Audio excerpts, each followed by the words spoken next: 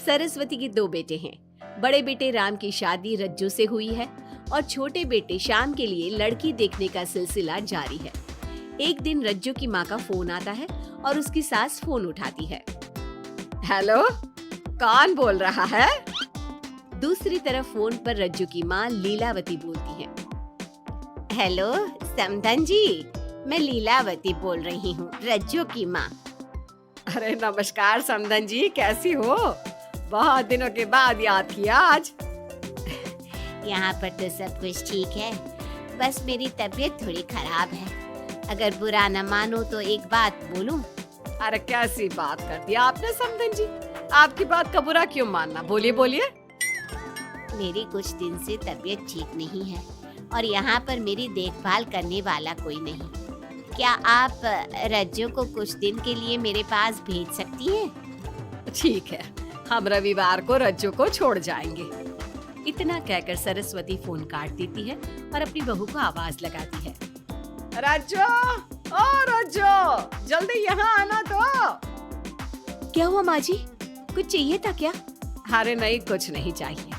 अभी तुम्हारी माँ का फोन आया था, उनकी कुछ दिन से तबीयत खराब है, वो तुम्हें बुला रही है। राम को फोन करके कह दे कल की 2 ट्रेन की टिकट करा देगा, मैं भी जाऊंगी तुम्हारे साथ। इतना सुनते ही रज्जू राम को फोन करके सारी बात बताती है और 2 टिकट के लिए बोल देती है। शाम को खाने के टेबल पर सब रज्जू के जाने की बात करते हैं। तब रज्जू का देवर श्याम कहता है, भाभी आज बहुत खुश लग रही हो, मायके जाने की इतनी खुशी। उफ। खुश क्यों ना हो देवर जी, कितने दिन बीत गए अपनी माँ से मिले, और इस बार तो मैं 1-2 महीना रह कर ही आऊंगी। जब आपका मन करे तभी आना। अच्छा एक बात तो बताओ, वहाँ से क्या लाओगी मेरे लिए? देवर जी कहो तो देवरानी ले आओ। वैसे भी सभी घर वाले चाहते हैं कि आपकी जल्दी से शादी हो जाए। श्याम शर्मा जाता है और चुप हो जाता है। इतने में राम कहता है, रज्जू तुमने जाने की सारी तैयारी तो कर ली है ना? कपड़े तो रख लिए ना? थोड़े गर्म कपड़े भी रख लेना, वहाँ ठंड होगी, और जल्दी आने की कोशिश करना। ठीक है, मैं जल्दी आने की कोशिश करूंगी बस। अगली सुबह दोनों जाने की तैयारी करने लगी। राम उन्हें स्टेशन छोड़कर घर वापस आता है। कुछ घंटों बाद रज्जू और सरस्वती गांव पहुंच जाते हैं। रज्जू अपनी माँ को देखकर बहुत खुश होती है। माँ, आप अपना बिल्कुल भी ध्यान नहीं रखती, कितनी कमजोर हो गई हैं आप। अब बेटा क्या ध्यान रखूं, उम्र भी तो हो गई है, ये बीमारियां तो लगी रहेगी। बहन जी आइए आइए बैठिए, मुझे बहुत अच्छा लगा कि आप भी यहाँ आई। अगले दिन सरस्वती अपने घर वापस जाने लगती है तो लीलावती से कहती है, बहन जी ध्यान रखना आप अपना, आपकी तबीयत ठीक हो जाए तो आप भी रज्जू के साथ आ जाना। रज्जू के बिना तो घर सूना सूना लगेगा। अब सरस्वती अपने घर आ गई और घर की सारी जिम्मेदारी भी उस पर आ गई। एक दिन वो कपड़े धोकर छत पर सुखाने जाती है। बाल्टी में से टपकता पानी सीढ़ियों को गीला कर देता है और नीचे उतरते समय रज्जू की सास यानी कि सरस्वती देवी का पैर फिसल जाता है और वो गिर जाती है। ओह, अरे मेरी माँ मर गई, मेरा पैर तो गया। लेकिन घर में कोई नहीं था। सरस्वती जैसे तैसे अपने आप को संभालती जाकर कुर्सी पर बैठती है। वो अपनी बहू के बारे में सोचती है, अगर रज्जू होती तो मुझे संभाल लेती और घर भी संभाल लेती। अब घर के काम कौन करेगा? मैं डॉक्टर के पास कैसे जाऊं? बहुत दर्द हो रहा है। जब राम और श्याम घर आते हैं तो अपनी माँ की ऐसी हालत देखकर वो जल्दी से डॉक्टर को बुलाते हैं। डॉक्टर सरस्वती के पैर पर पट्टी बांधता है और उसे आराम करने की सलाह देता है। राम कहता है, माँ आप बस आराम करो, मैं रज्जू को खबर कर देता हूँ, वो कल ही यहाँ आ जाएगी। अरे रहने देना बेटा, उसकी माँ की तबीयत ठीक नहीं है, कुछ दिन में वो खुद ही आ जाएगी, उसे परेशान मत कर। माँ अब हमें श्याम की भी शादी कर देनी चाहिए। कभी घर में कोई ऐसी परेशानी आती है तो कोई तो होगा घर संभालने वाला। आप और रज्जू की घर के काम काज में मदद भी हो जाएगी। कुछ समय बाद श्याम की शादी सीमा से हो गई। लेकिन सीमा ने तो आते ही घर में क्लेश शुरू कर दिया।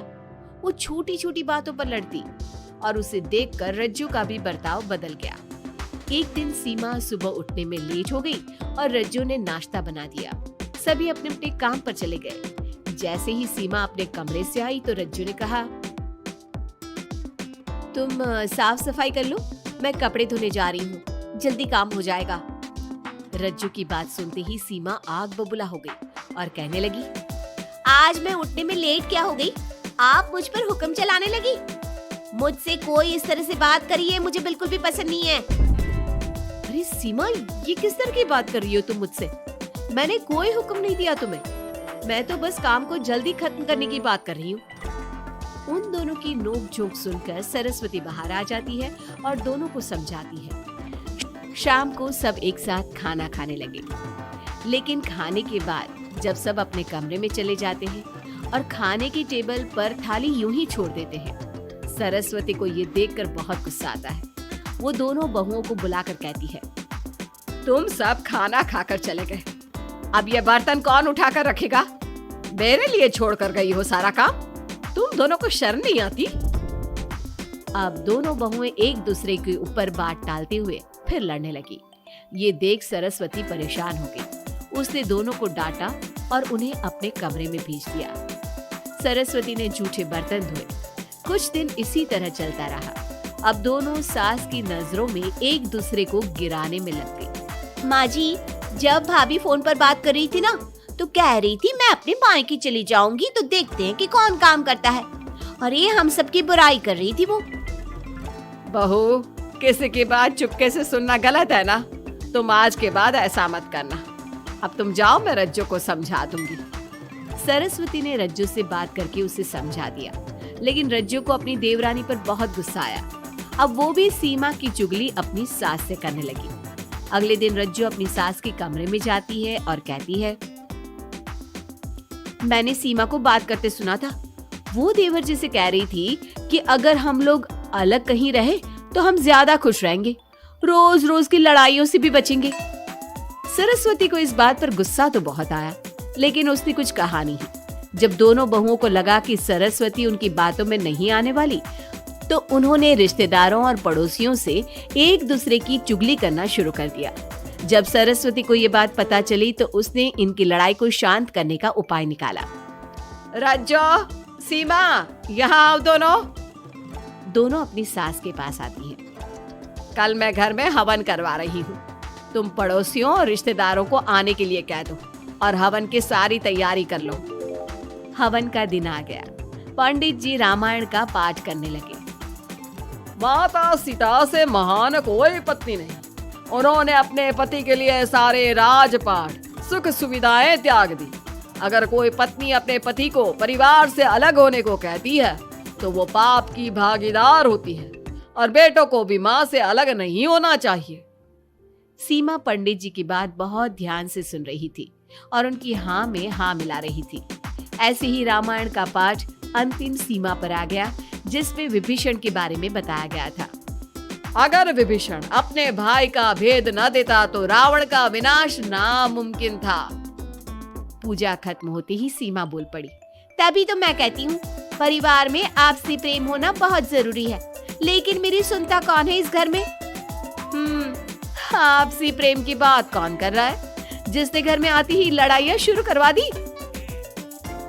दोनों में फिर से नोक झोंक शुरू हो गई। सरस्वती दोनों को चुप कराते हुए बोली, अरे चुप हो जाओ तुम दोनों, पड़ोसी क्या कहेंगे, सब सुन रहे हैं तुम्हारी बातें।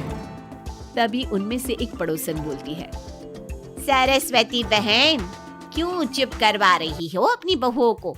हमें तो इनके बारे में सब कुछ पता है। ये दोनों हमारे घर आकर एक दूसरे की चुगली करती है। तुम्हारे घर की हर छोटी से छोटी चीज पता है हमें। आंटी जी, हमने अपना समझ के आपको कुछ बता दिया तो इसका मतलब ये नहीं कि आप सबके सामने हमारी सास से हमारी शिकायत करेंगी। आप तो सबसे बड़ी चुगलखोर हो। सीमा की बात सुनकर सभी पड़ोसन उन्हें बुरा भला कहने लगे। उनकी बातें सुनकर दोनों बहुएं सबके सामने बहुत शर्मिंदा हुई। जब सब उनके घर चले गए तो सरस्वती ने अपनी बहुओं से कहा, अब तुम दोनों को तो बहुत खुशी होगी कि सारे मोहल्ले की औरतें हमारे ही घर में खड़ी होकर हमें ही सुनाकर चली गई। हमें काफी साल हो गए यहाँ रहते हुए, लेकिन आज तक किसी में भी इतनी हिम्मत नहीं थी कि हमसे ऊंची आवाज में भी बोल पाए। लेकिन आज तुम दोनों की वजह से ये सब हमारी बुराई कर रहे हैं। तुम दोनों ने ये सब अच्छा नहीं किया। सीमा, तुम्हारे इस घर में आने से पहले हम सब बहुत प्यार से रहते थे, लेकिन ये सब लड़ाइयाँ तुम्हारे आने के बाद शुरू हुई है। आज के बाद तुमने घर में किसी से भी झगड़ा किया तो मैं तुम्हें तुम्हारे मायके छोड़ाऊंगा, समझी तुम? ये बात सुनकर सीमा रोने लगी और सबसे माफी मांगने लगी। पंडित जी भी ये सब देख रहे थे। उन्होंने सबको शांत करवाया। कृपया आप सभी शांत हो जाइए, गुस्से से तो बात और बिगड़ जाएगी। अगर आप दोनों बहुएं मिलकर रहती, घर की बात घर में रखती, तो कोई आपसे कुछ कहने की हिम्मत नहीं करता। आज आपको इस बात का एहसास तो हो ही गया होगा। औरत ही तो होती है जो मकान को घर बनाती है। अब भी कुछ नहीं बिगड़ा, आप दोनों प्यार से रहो। आपके पड़ोसी और रिश्तेदार अपने आप चुप हो जाएंगे। पंडित जी की बात दोनों बहुओं की समझ में आ गई। अब दोनों प्यार से रहने लगी। इसी तरह समय बीत गया। अब पड़ोस की औरतें उनके प्यार की मिसालें देने लगी।